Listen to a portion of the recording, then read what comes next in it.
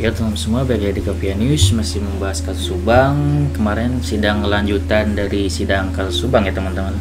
Jadi di situ ada pernyataan yang sangat mengejutkan ya dari Pak Rohman. Ya dibilang mengejutkan, dibilang enggak ya enggak juga sih kalau menurut gua. Intinya adalah Pak Rohman benar-benar mencari celah bagaimana kesalahan dari kejaksaan atau jaksa penuntut umum gitu ya. Di sini ada, gue bacain dulu ya, ada berita dari Tribun News ya tentang lanjutan sidang kasus Subang ya. Kuasa hukum Yosef Hidayat sebut dakwaan JPU asal dan harus dibatalkan. Jadi permintaannya kemarin JPU itu dakwaannya asal teman-teman dan harus dibatalkan gitu kan ya.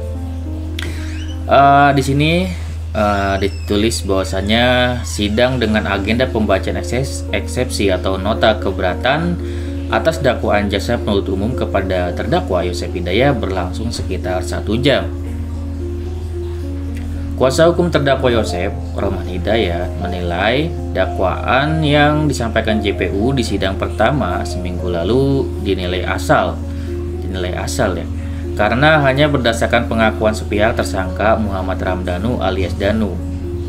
Oke, oleh karenanya Rohman Hidayat menilai uraian dakwaan yang disampaikan oleh JPU pada sidang sebelumnya asal-asalan ya.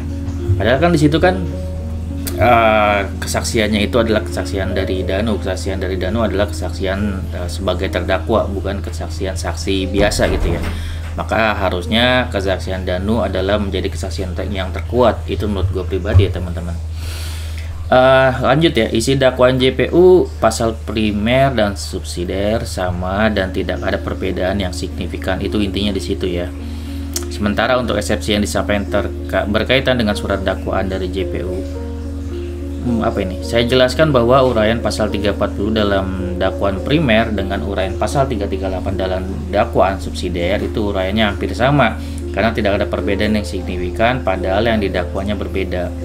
Jadi untuk yang subsidiar itu yang pasal 338 ya teman-teman, tentang pembunuhan biasa atau pembunuhan yang spontanitas. Sedangkan untuk pasal 340 adalah pembunuhan yang berencana. Dianggapnya oleh Pak Rohman itu dakwaannya itu uraiannya itu sama ya teman-teman, kayak gitu. Maka dengan ini kami kuasa hukum menyampaikan keberatan atas dakwaan yang disidangkan pada klien kami Pak Yosef Hidayat, ujar Rohman ya teman-teman. Rohman menjelaskan persamaan antara dakwaan primer dan subsidiar tentu tidak boleh dilakukan karena terdapat landasan surat edaran dari Jaksa Agung. Surat edaran Jaksa Agung tahun 2008 menyatakan tidak boleh copy paste dari dakwaan primer ke subsidiar. Oleh sebab itu, menurutnya isi dakwaan harus berbeda karena memang pasalnya pun berbeda. Maka dari itu, kami meminta bahwa uraian dakwaan yang disampaikan oleh JPU di sidang pertama harus dibatalkan sebelum nantinya masuk dalam pokok perkara. Kami mendesak dakwaan tersebut untuk dibatalkan karena ini belum menyangkut ke pokok perkara, baru formalitas dakwaan.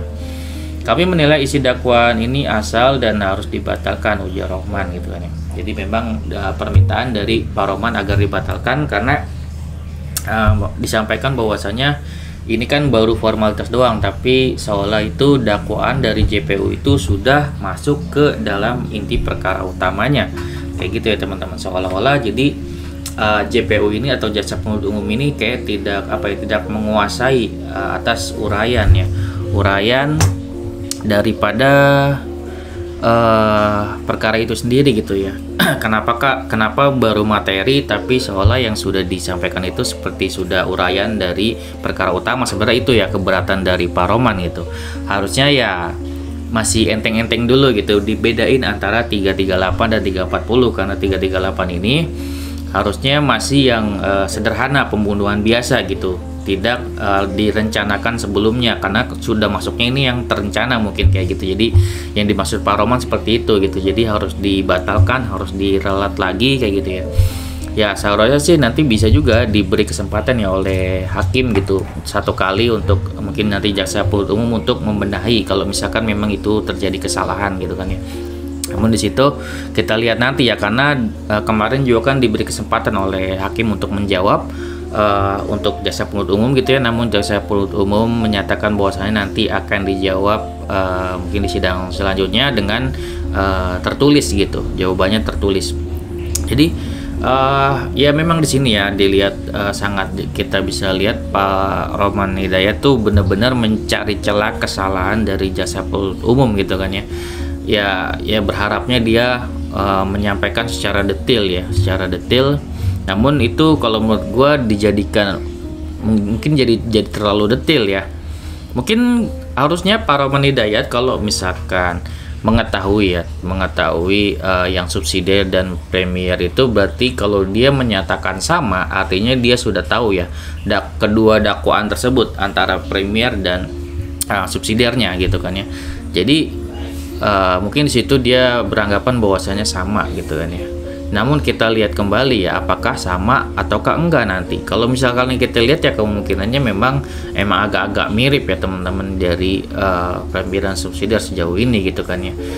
Namun apakah itu nanti akan atau eksepsinya akan diterima hakim atau enggak, kita lihat nanti ya teman-teman.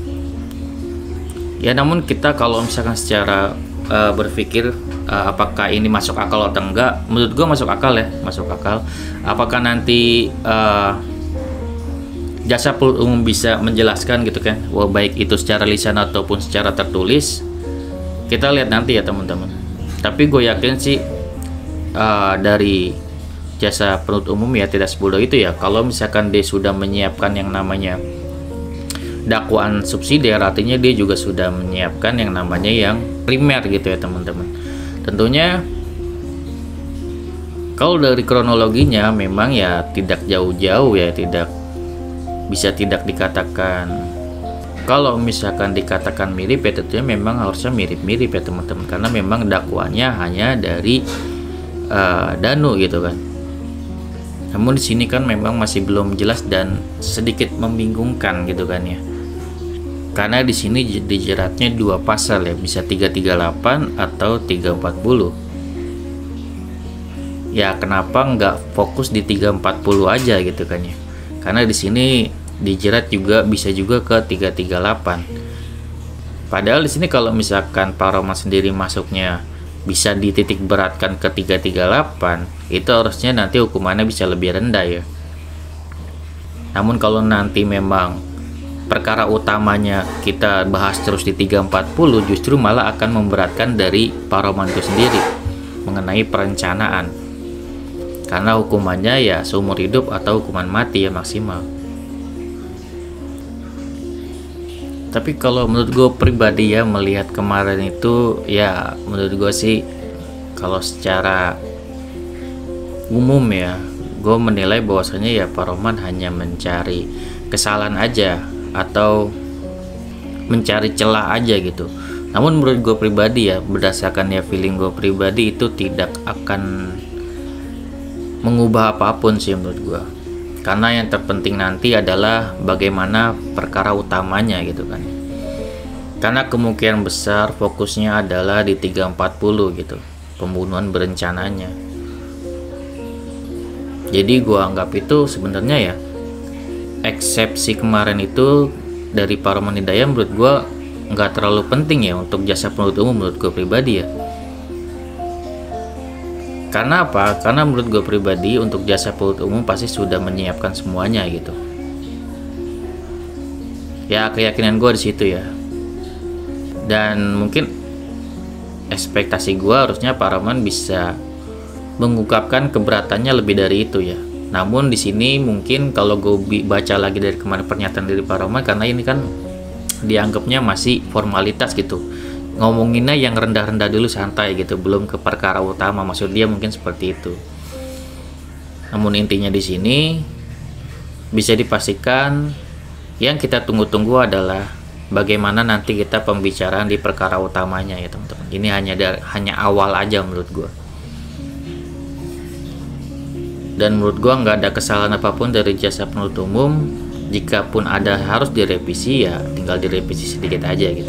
Oke, sekian video dari gua, semoga bermanfaat. Assalamualaikum warahmatullahi wabarakatuh. Sinespio teman-teman.